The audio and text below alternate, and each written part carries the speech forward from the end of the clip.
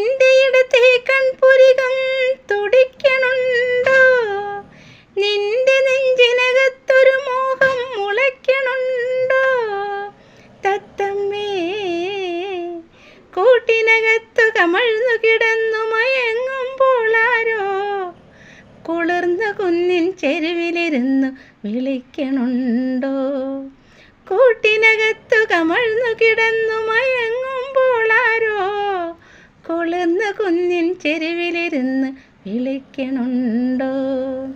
കല്യാണി കളവാണി ചൊല്ലമ്മിണി ചൊല്ല്, വെള്ളിത്താഴ്വര പൂത്തിറങ്ങിയതാൺ പൂവോ പെൺപൂവോ?